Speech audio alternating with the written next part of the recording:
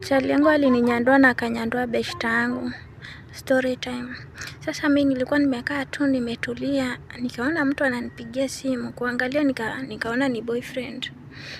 Nikaeka kwa masikio nikamwambia hello daddy, akaniambia mam uko aje, nikamwambia niko poa. Akaniambia mam, nimenunua mzinga, unaweza kuja kwangu leo? Nikamwambia naweza kuja.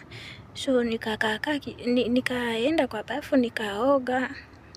Haya, nikiwa navaa nguo sasa, chali yangu akanipigia simu tena akaniambia mama, beshte yangu anakuja, unaweza kuwa na beshte yako dem, mkuje na yeye, angalau mkeep kamba. Nikamwambia wacha niangalie. So nikapigia beshte yangu simu na hata hakuwa anakaa mbali na mimi. Nikamwambia uko free twende mahali tukunywe kamzinga, akaniambia yeye. So sisi hao tukatumiwa Uber. Tukafika kwa boyfriend, tukapata boyfriend amenunua nyama tu kubwa. Tukaingia kitchen, tukapika na ugali, lakini huyo beshte ya boyfriend hakuwa amefika bado. So sisi tukapika, tukakula, tukaosha vyombo, sasa tukaanza kufungua mzinga, tukaanza kukunywa pombe. So tukakunywa pombe, huyo beshte ya boyfriend hakuji. Sasa mimi boyfriend alikuwa na nyumba iko na room 2. Nikaambia boyfriend wacha huyu beshte yangu aende alale kwa hii room.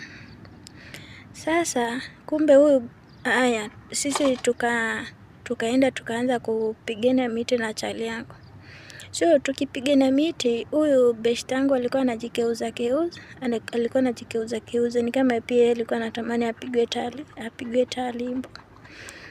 Mimi nikakuwa na roho ya huruma, nikaambia chali yangu, naona unasikia venye huyu demo anajipindua. Huyu demo anataka talimbo. Ama nimuite tulale wote. Chali yangu akaniambia uko sure na chenye unasema? Nikamwambia niko sure. So mimi nikaenda kwa room, nikaambia beshte yangu kuja tulale nawe. Na yeye akakubali tu mbio mbio. So tukaenda kwa room ya chali yangu tukalala sisi watatu. Na tumelewa kama umbwa. So chali yangu tulikuwa tunapigana tu talimbo, lakini ile si ya threesome. Mimi sijaifanya threesome, ile tu ya nanyandua huyu unatoka unaingia kwa huyu. Hivyo ndio tulikuwa tunafanya.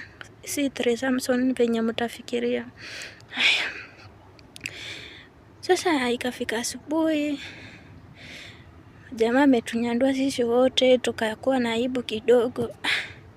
Imagine hivyo ndio mambo ilikuwa, lakini beshte yangu alitoka na mimba, mimi nikatoka hivyo.